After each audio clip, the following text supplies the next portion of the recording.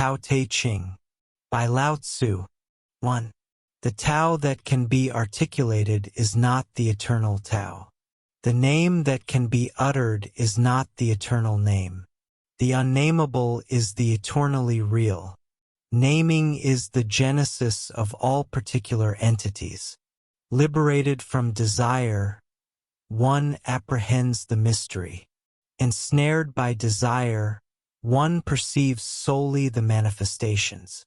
Yet mystery and manifestations emerge from the identical source.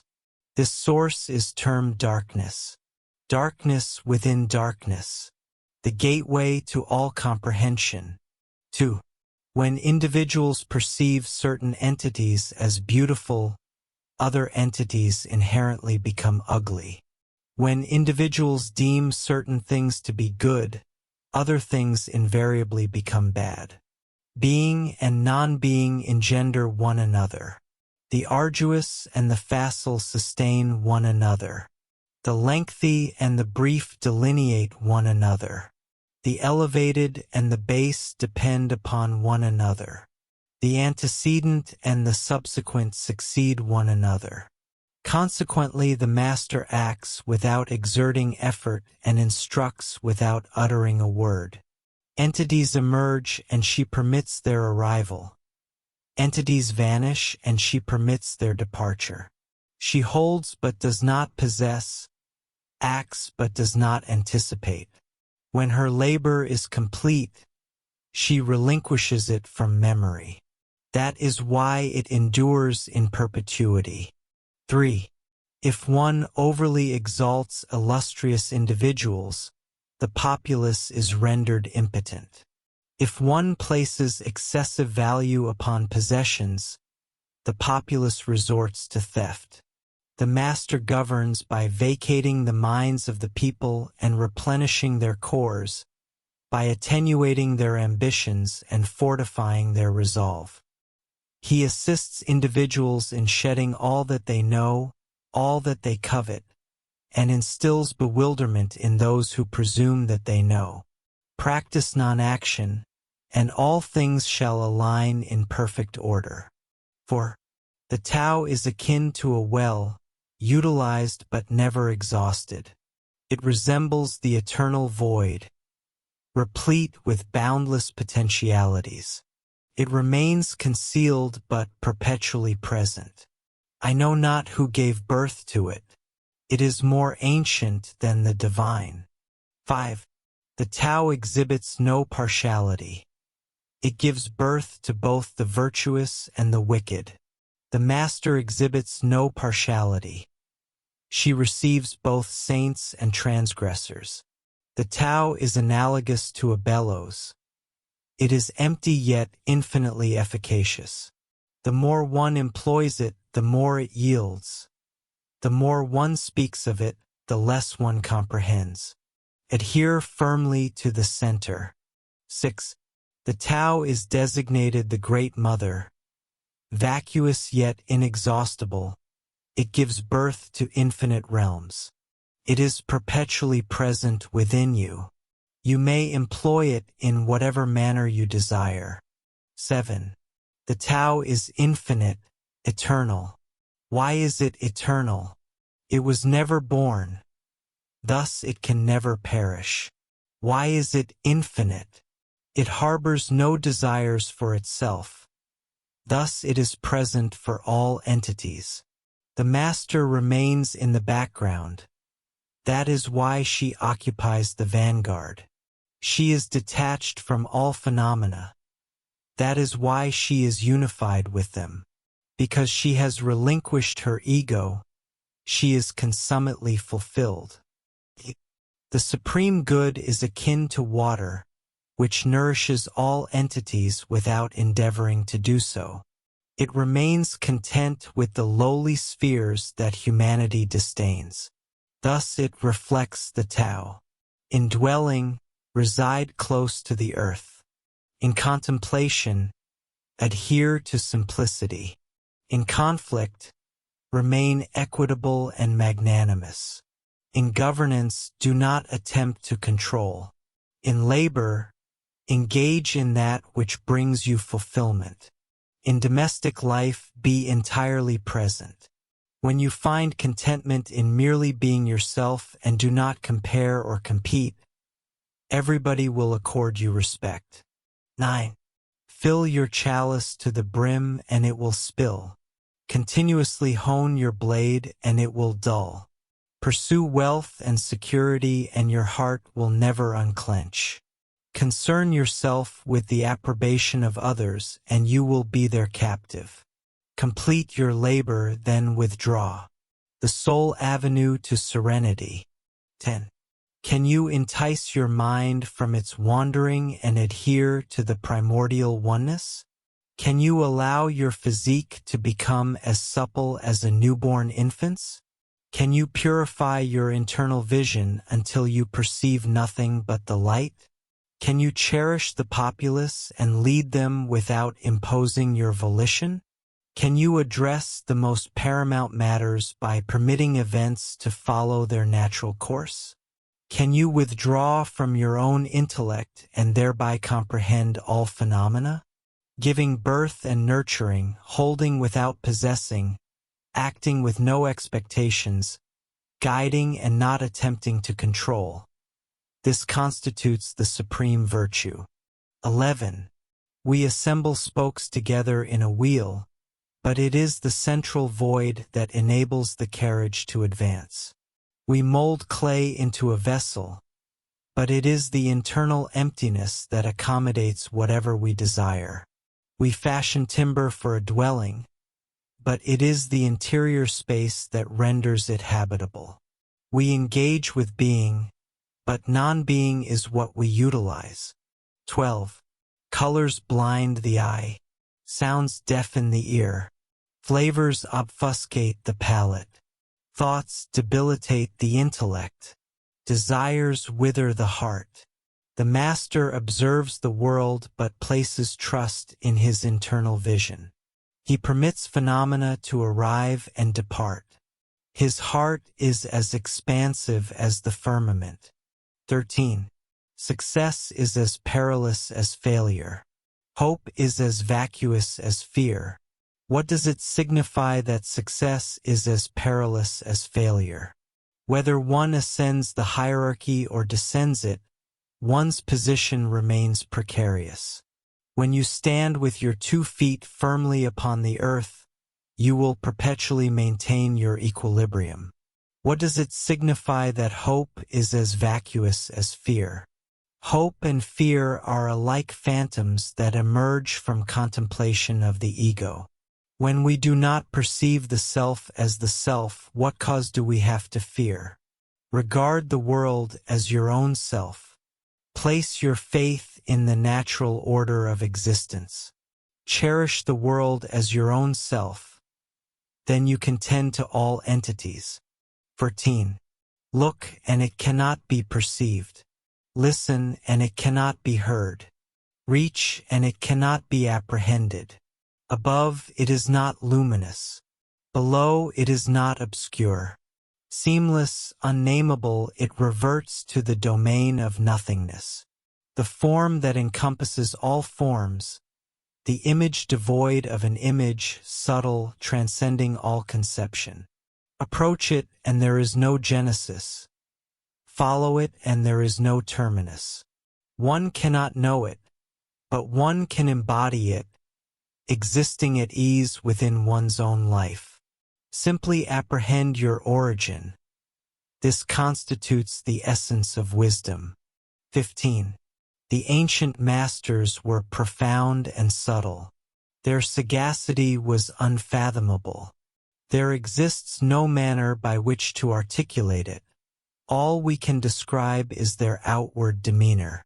They were as cautious as someone traversing a frozen stream, as vigilant as a warrior in hostile territory, courteous as a guest, fluid as melting ice, malleable as an uncarved block of wood, receptive as a valley, lucid as a vessel of water. Do you possess the patience to wait until your sediment settles and the water becomes pellucid? Can you remain entirely motionless until the proper action arises of its own accord? The master does not seek fulfillment. Neither seeking nor anticipating, she remains present, and is thus equipped to welcome all phenomena. 16. Evacuate your mind of all ruminations. Allow your heart to reside in peace. Observe the turbulence of sentient beings, but contemplate their return. Every distinct entity within the universe reverts to the common source. Returning to the source equates to serenity. If you do not apprehend the source, you shall falter in bewilderment and sorrow. When you apprehend your origin, you naturally become tolerant, impartial, amused, as benevolent as a matriarch, as dignified as a sovereign. Immersed within the marvel of the Tao, you can navigate whatsoever life presents to you, and when mortality arrives, you shall be prepared. 17. When the master governs, the populace remains scarcely cognizant that he exists. The subsequent ideal is a leader who is beloved. Following that, one who is feared. The most inferior is one who is despised. If one fails to place trust in the people, one renders them untrustworthy. The master does not speak, he acts. When his endeavor is concluded, the populace proclaims, astonishing. We achieved this entirely by ourselves. 18. When the magnificent Tao falls into oblivion, morality and piety manifest. When the corporeal intellect deteriorates, astuteness and erudition step forward. When tranquility departs the household, filial piety commences. When the nation descends into chaos, patriotism is engendered. 19. Discard sanctity and wisdom, and the populace shall be 100-fold more joyous. Discard morality and justice, and the populace shall naturally act with rectitude. Discard industry and profit, and there shall not be any thieves. If these three injunctions prove insufficient, merely remain at the center of the circle and permit all phenomena to pursue their inherent course. 20. Cease your ruminations, and thereby terminate your afflictions. What distinction truly exists between affirmation and denial? What disparity lies between triumph and defeat? Must one prize that which others prize, eschew that which others eschew? How preposterous! The multitudes are invigorated, as though they were attending a grand procession. I alone remain unconcerned. I alone am impassive, akin to an infant before it has learned to smile. Others possess that which they require. I alone am bereft of all. I alone drift aimlessly, akin to a wanderer without a home. I appear as a fool, so entirely vacant is my mind. Others are luminous. I alone remain obscure. Others are astute. I alone remain obtuse. Others harbor clear purposes. I alone wander in ignorance. I am cast adrift like a wave upon the ocean. I blow as aimlessly as the wind. I remain fundamentally distinct from ordinary men. I draw sustenance from the breast of the Great Mother. 21. The Master preserves her mind in perpetual union with the Tao. It is this which bestows upon her such radiance. The Tao is entirely ungraspable. How, then, can her mind remain at one with it? It is because she refuses to cling to concepts. The Tao is obscure and unfathomable. How can it render her radiant? Because she permits it to do so. Since before the inception of time and space, the Tao has been. It transcends the boundaries of both being and non-being. How do I know this to be true? I gaze within myself and bear witness. 22. Should you wish to become whole, permit yourself to be fragmented. Should you wish to become straight, permit yourself to be bent. Should you wish to become replete, permit yourself to be emptied. Should you wish to be reborn, permit yourself to perish.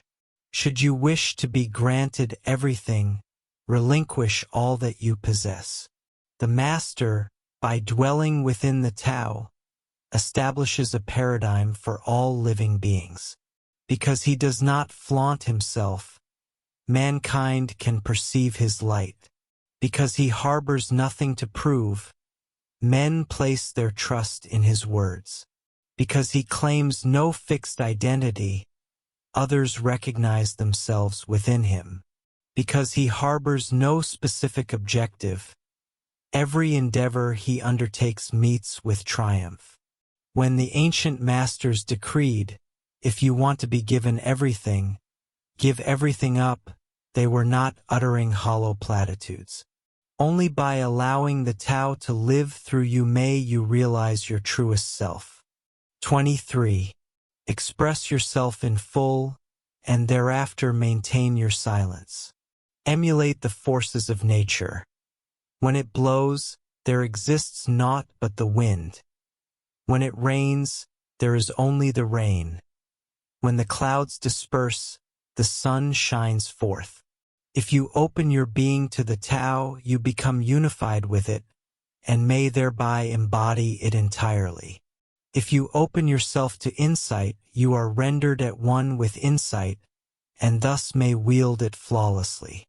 If you open yourself to loss, you become one with loss, and can thereby embrace it without reservation.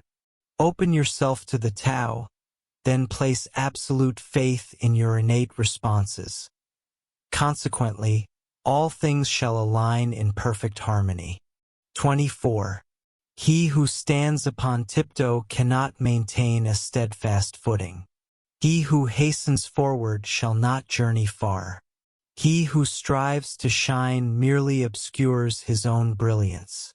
He who attempts to define himself remains ignorant of his true essence. He who wields dominion over others remains powerless over himself. He who clings desperately to his labors shall forge nothing of enduring consequence. Should you desire to exist in accordance with the Tao, merely fulfill your duty, and subsequently relinquish your grasp. 25. There existed something formless and consummate prior to the birth of the cosmos. It is profoundly serene, empty, solitary, immutable, infinite, eternally present. It is the very mother of the universe. For want of a more precise designation, I name it the Tao. It permeates all things internally and externally, and inevitably returns to the genesis of all creation. The Tao is magnificent. The universe is magnificent. The earth is magnificent. Man is magnificent. These constitute the four sovereign powers. Man submits to the earth. The earth yields to the universe.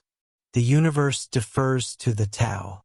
The Tao, however, is guided by itself alone. 26. The ponderous serves as the root of the ethereal. The stationary is the wellspring of all motion. Thus, the Master journeys throughout the day without ever departing from her abode. No matter how resplendent the vistas, she remains serenely anchored within herself.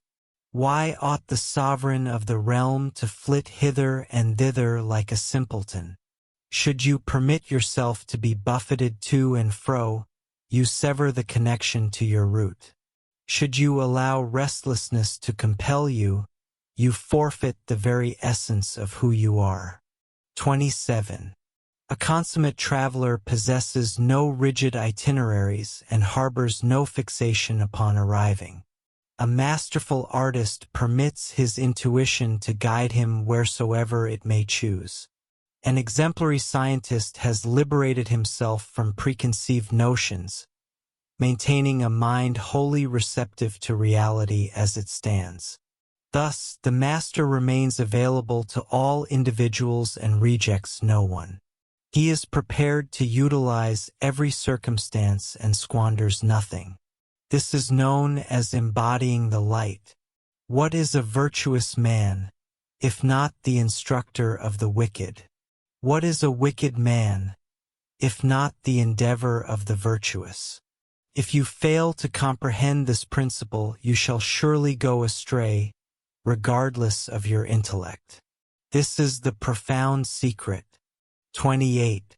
Acknowledge the masculine, yet adhere to the feminine. Gather the world into your embrace. Should you embrace the world, the Tao shall never forsake you, and you shall resemble an innocent child. Acknowledge the white, yet adhere to the black. Serve as an exemplar for the world. Should you stand as an exemplar for the world, the Tao shall grow mighty within you, and there shall remain nothing beyond your capability.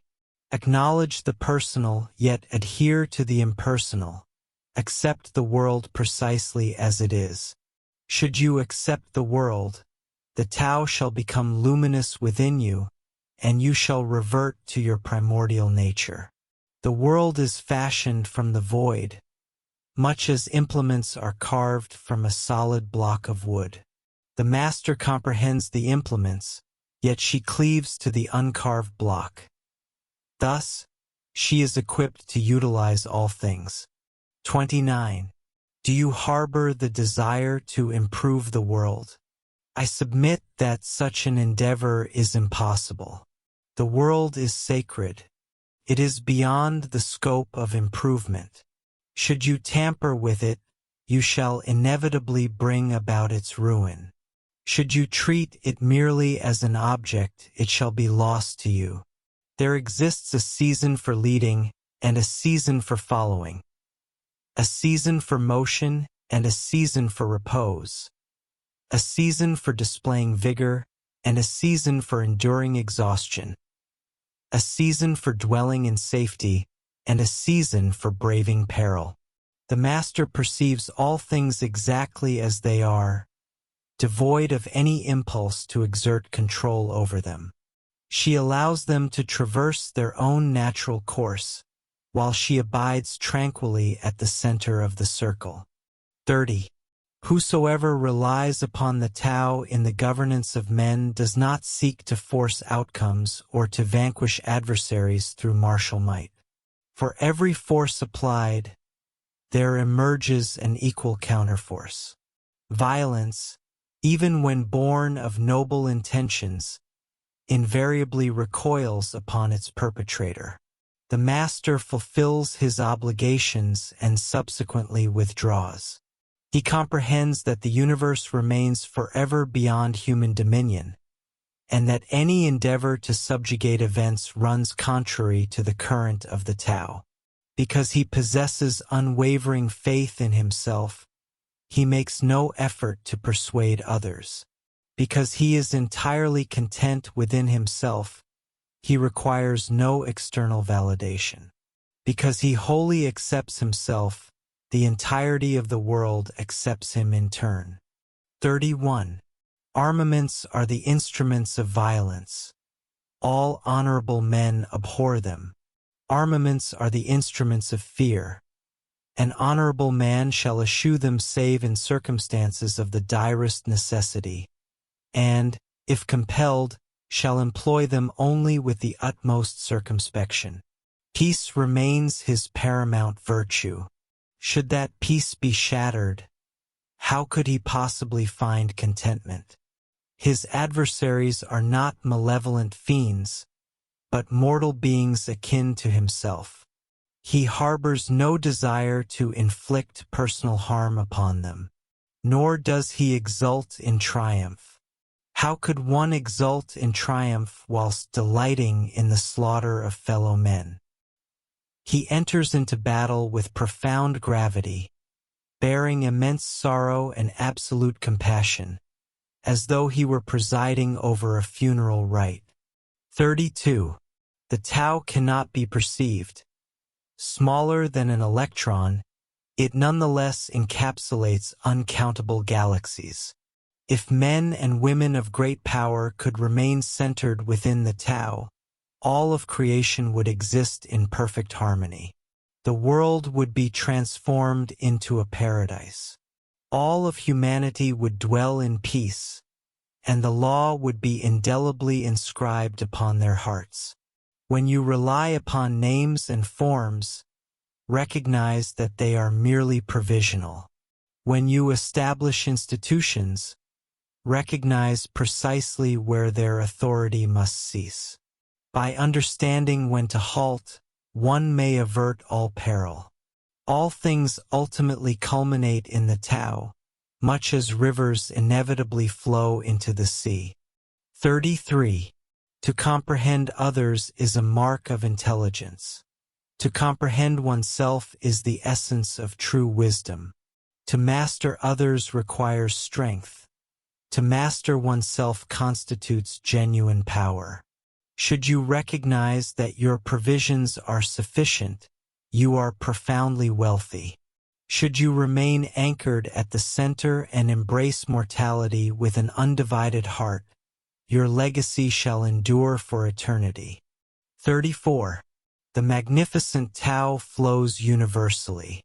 All entities arise from it, yet it does not actively contrive their creation. It pours its very essence into its labors, yet it asserts no claim of ownership.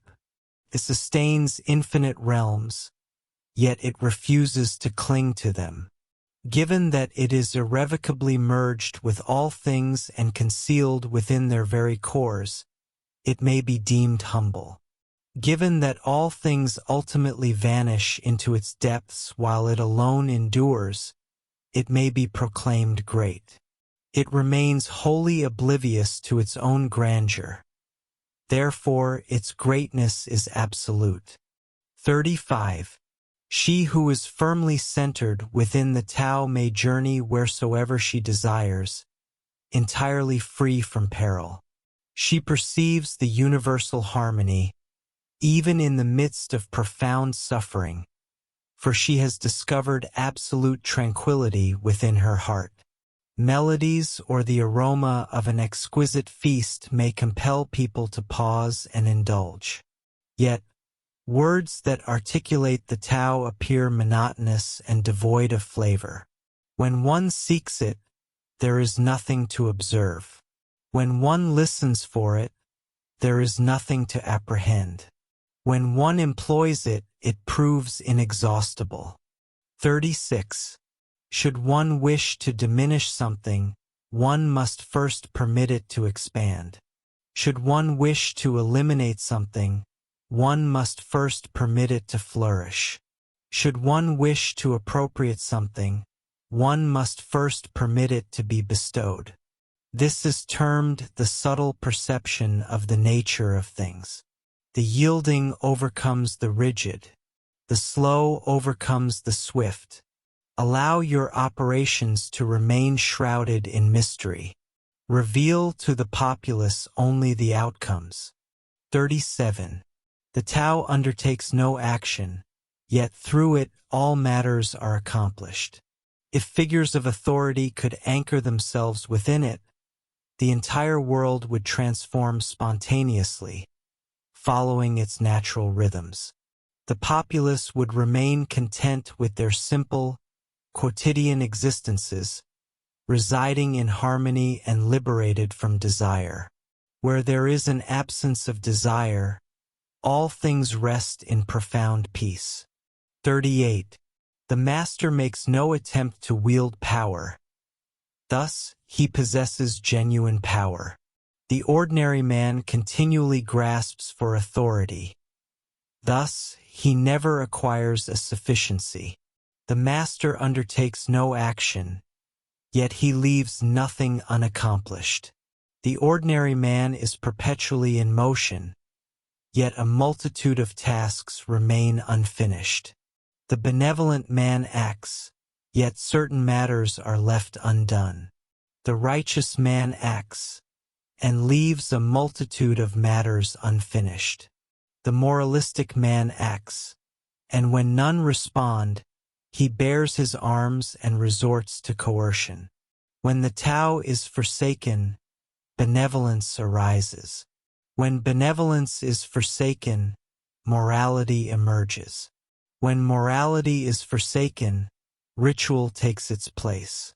Ritual is merely the husk of true faith, marking the genesis of chaos. Therefore, the master occupies himself with the profound depths rather than the superficial surface, with the fruit rather than the blossom. He harbors no personal ambition. He resides in reality, relinquishing all illusions. 39. In harmony with the Tao, the firmament is pristine and expansive, the earth is steadfast and abundant, and all creatures flourish in unison, contented with their intrinsic nature, perpetually iterating and endlessly renewing themselves. When humanity interferes with the Tao, the skies become defiled, the earth is depleted, equilibrium shatters, and creatures perish into extinction. The master regards the fragments with compassion, for he comprehends the whole. His unwavering practice is humility. He does not scintillate like a precious gemstone, but rather permits himself to be sculpted by the Tao, appearing as rugged and unexceptional as a common stone. 40. Reversion is the movement of the Tao. Yielding is the method of the Tao. All entities are born of being. Being is born of non-being. 41. When a superior individual hears of the Tao, he instantaneously endeavors to embody it. When a mediocre individual hears of the Tao, he entertains it with equal parts belief and doubt. When a foolish individual hears of the Tao, he laughs uproariously. Were he not to laugh, it would not be the Tao. Thus it has been proclaimed. The path into the light appears shrouded in darkness. The path forward appears to regress. The direct route appears protracted. Genuine power appears feeble. Pristine purity appears sullied. Unwavering steadfastness appears mercurial. Profound clarity appears obscured. The most sublime art appears unsophisticated. The most profound love appears apathetic. The highest wisdom appears puerile. The Tao is nowhere to be discovered. Yet, it nourishes and perfects all creation. 42. The Tao engenders the One. The One engenders the Two. The Two engenders the Three. The Three engenders all things. All entities turn their backs to the feminine and orient themselves toward the masculine. When the masculine and the feminine unite, all entities attain harmony. Ordinary men harbor a profound aversion to solitude. The master, however, harnesses it, embracing his isolation and recognizing that he is unified with the entirety of the cosmos. 43. The most yielding force in the world overcomes the most rigid. That which lacks substance permeates where there is no space. This demonstrates the paramount value of non-action. Instructing without words, accomplishing without exertion. Such is the method of the master. 44. Renown or integrity. Which bears greater importance? Wealth or felicity? Which holds greater value? Triumph or ruin? Which inflicts greater devastation? Should one seek fulfillment through others, one shall never be genuinely fulfilled. Should one's felicity depend upon wealth, one shall never find contentment within oneself. Be satisfied with what you possess. Rejoice in the nature of circumstances as they are. Upon realizing that nothing is lacking, the entire world becomes yours. 45. Genuine perfection appears flawed, yet it is flawlessly itself. Genuine fullness appears vacant, yet it remains entirely present. Genuine straightness appears contorted. Genuine wisdom appears foolish. Genuine art appears devoid of artifice. The master permits circumstances to unfold organically. She sculpts events as they transpire. She withdraws from the fray and allows the Tao to articulate itself. 46. When a nation exists in harmony with the Tao, its industries manufacture trucks and tractors. When a nation acts in opposition to the Tao, armaments are stockpiled beyond its city walls. There exists no illusion more profound than fear, no transgression more egregious than preparing for self-defense, and no calamity more severe than harboring an enemy. Whosoever can pierce the veil of all fear shall remain eternally secure. 47. Without unbarring one's door, one may open one's heart to the world. Without peering through one's window, one may perceive the essence of the Tao. The more one amasses knowledge, the less one truly comprehends. The master arrives without departing, beholds the light without gazing, and accomplishes without exerting the slightest effort. 48. In the pursuit of knowledge, an addition is made with each passing day. In the practice of the Tao, a relinquishment occurs with each passing day. The necessity to force matters diminishes incrementally until one ultimately attains the state of non-action. When nothing is contrived, nothing remains unaccomplished. Genuine mastery may be achieved by permitting circumstances to follow their natural course. Can never be attained through interference. 49. The master possesses no isolated mind of her own. She operates in unison with the collective mind of the populace.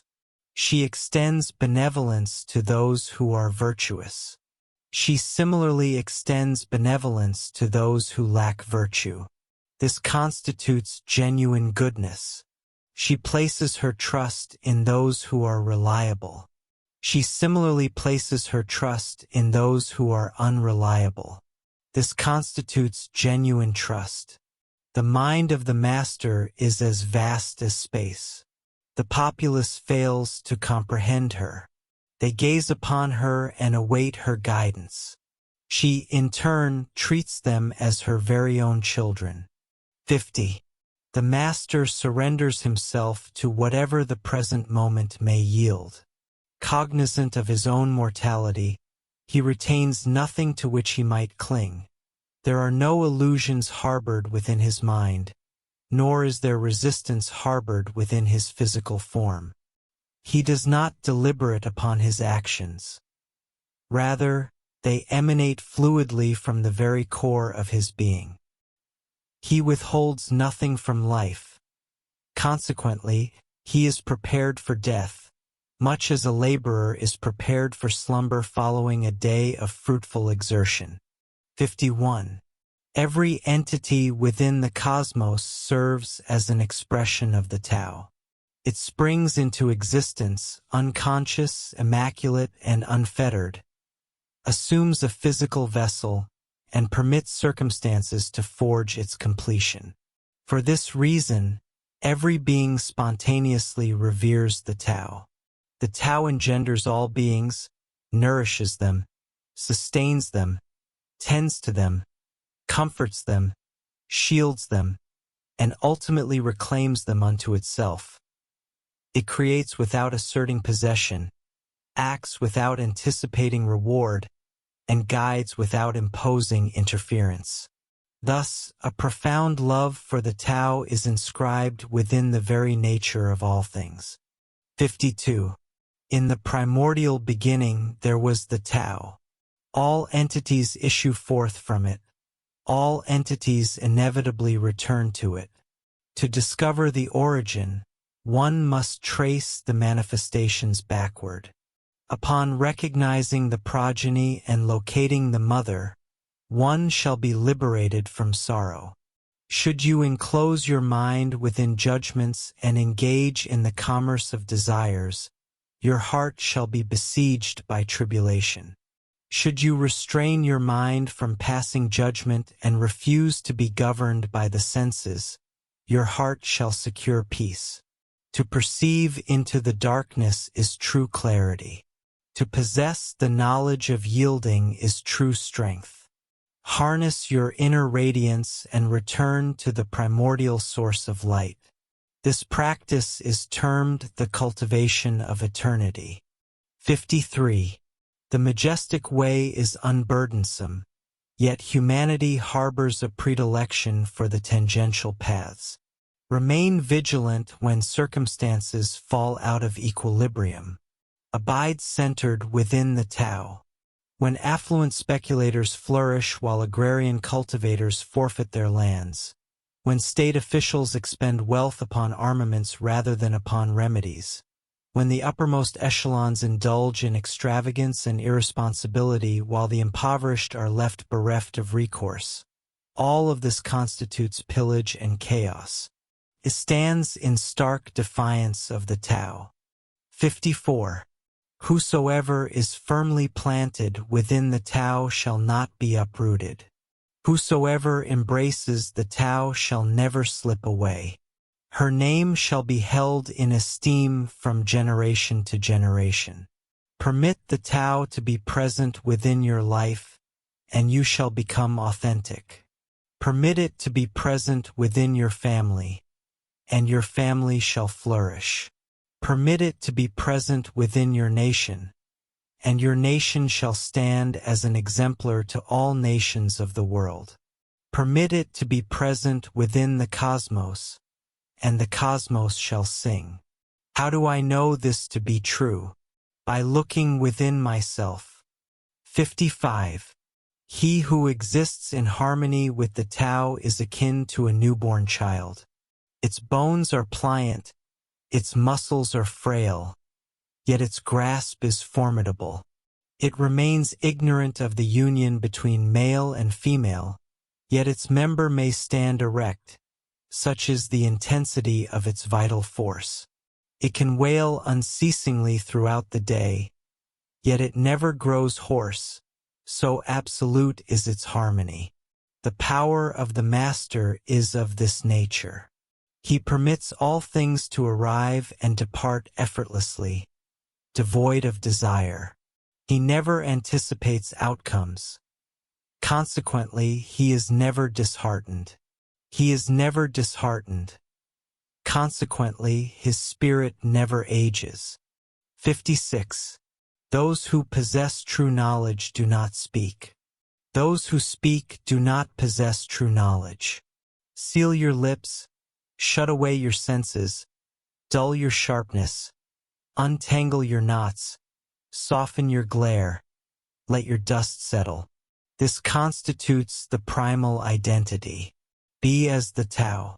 It cannot be approached nor withdrawn from, neither benefited nor harmed, neither honored nor brought into disgrace.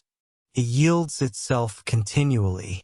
It is for this reason that it endures. 57. Should you aspire to be a paramount leader, you must learn to follow the Tao. Cease your attempts to exercise control.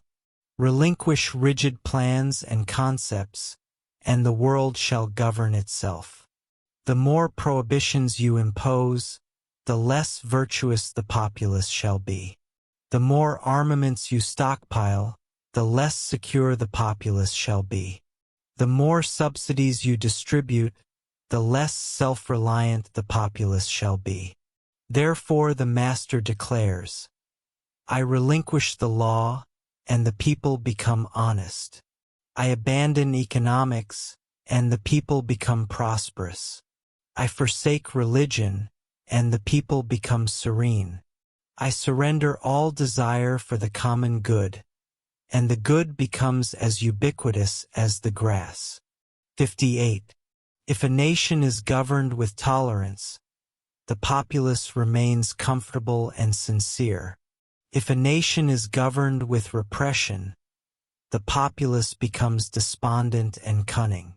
When the will to power reigns supreme, the more elevated the ideals, the more inferior the outcomes. Attempt to render the people happy, and you lay the foundation for misery. Attempt to render the people moral, and you lay the foundation for vice. Thus the master is content to serve as an exemplar and refrains from imposing her will. She is sharp, but does not pierce, straightforward, but supple, radiant, but gentle upon the eyes. 59.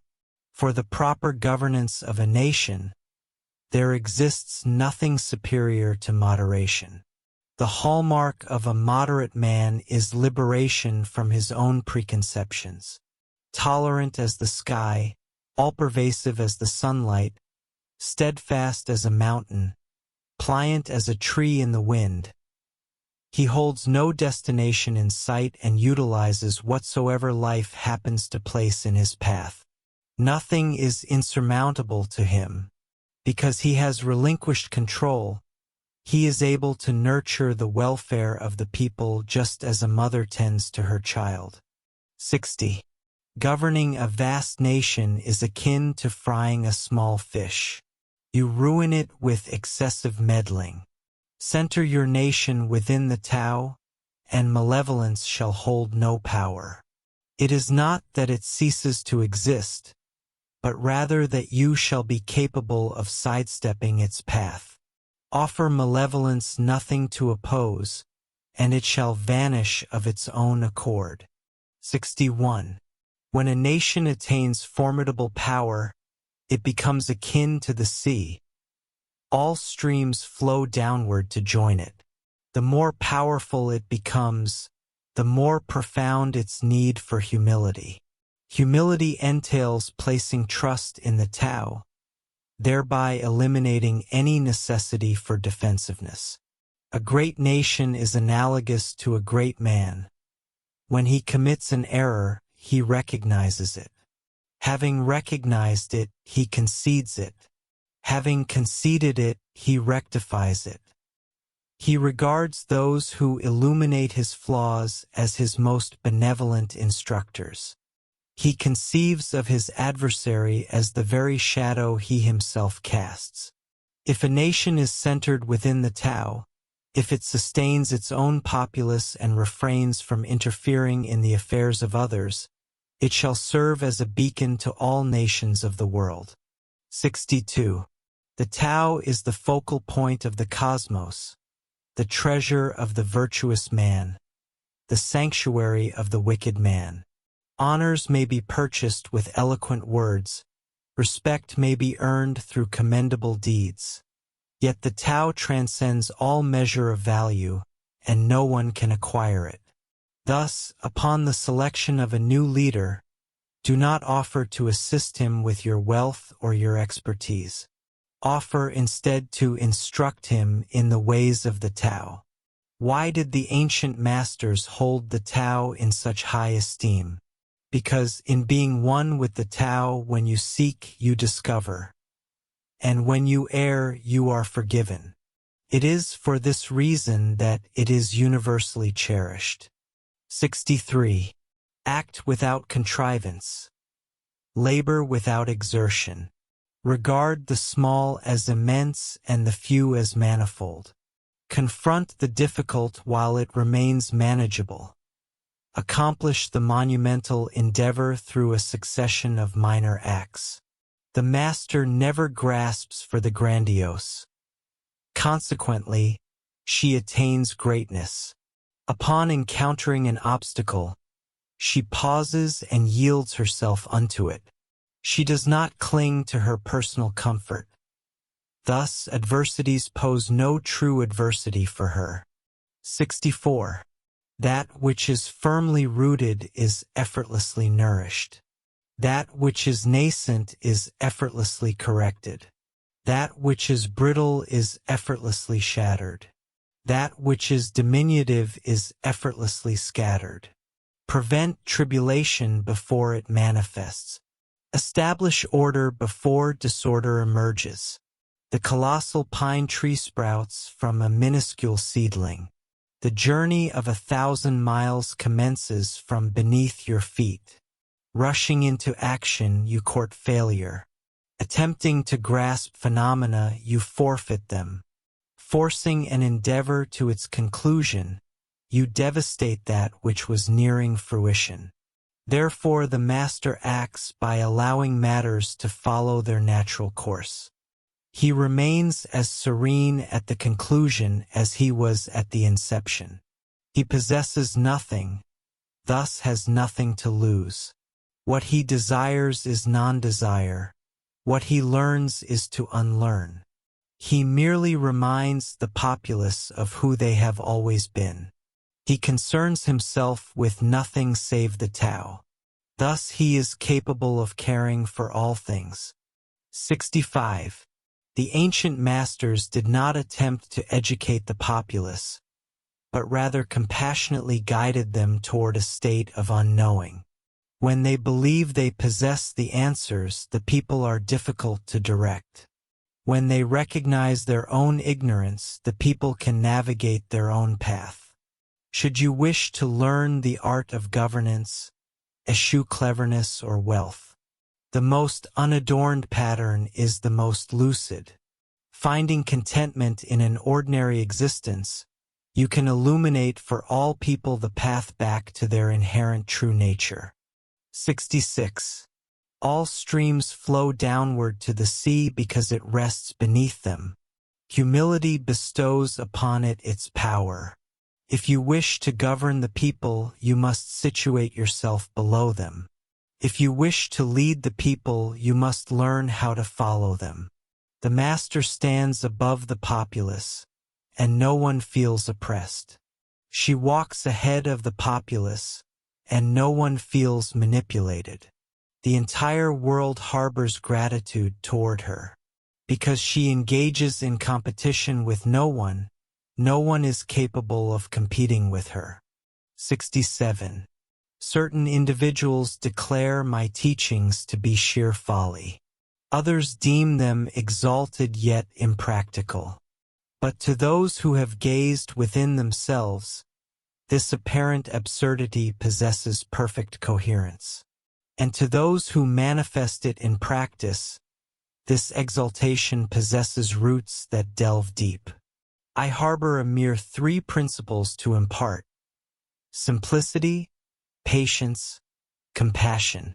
These 3 constitute your most magnificent treasures. Simple in actions and in thoughts, you return to the wellspring of existence. Patient with both friends and adversaries, you align yourself with the natural order of the universe.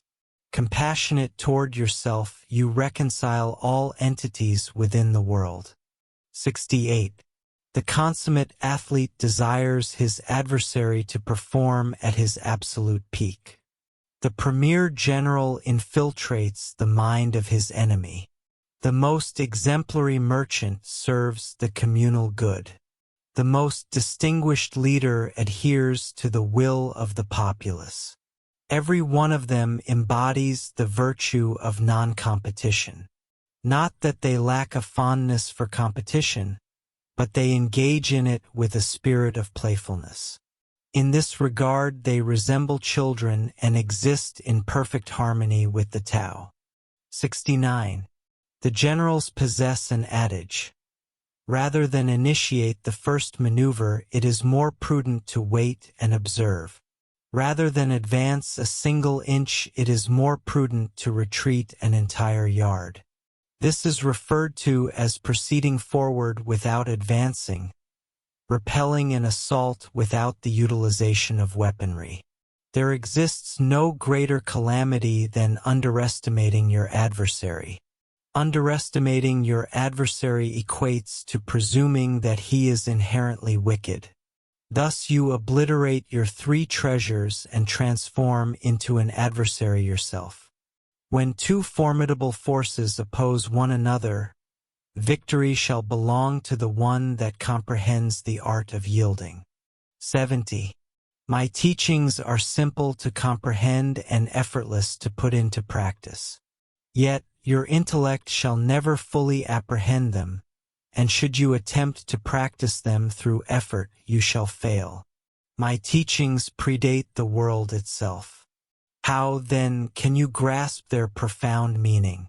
If you desire to know me, look deeply within your own heart. 71. Not knowing constitutes genuine wisdom. Presuming to know is a malady. First, recognize that you are afflicted. Only then may you progress toward health. The Master serves as her own physician. She has cured herself of all knowing. Thus she is truly whole. 72. When they forfeit their sense of reverence, people turn to religion. When they no longer trust themselves, they become reliant upon authority. Therefore, the Master withdraws so that the populace will not be confounded. He instructs without a formal teaching, ensuring that the people will have nothing to learn. 73. The Tao remains perpetually at ease. It overcomes without competition, answers without uttering a single word, arrives without being summoned, and accomplishes its purposes without a plan. Its net envelopes the entire universe, and although its meshes are wide, it permits nothing to slip through. 74. If you recognize that all things are subject to change, there is nothing to which you will attempt to cling. If you are unafraid of death, there is nothing you cannot achieve. Endeavoring to control the future is akin to usurping the master carpenter's place. When you handle the tools of the master carpenter, it is highly probable that you will wound yourself. 75. When taxation is excessively burdensome, the populace suffers from hunger. When the government is overly intrusive, the people lose their vital spirit. Act for the benefit of the populace. Trust them. Leave them in peace. 76. Men are born soft and supple. Upon death, they become stiff and rigid. Plants emerge tender and pliant. Upon death, they turn brittle and dry. Thus, whoever is stiff and inflexible acts as a disciple of death. Whoever is soft and yielding serves as a disciple of life. The hard and rigid shall be broken.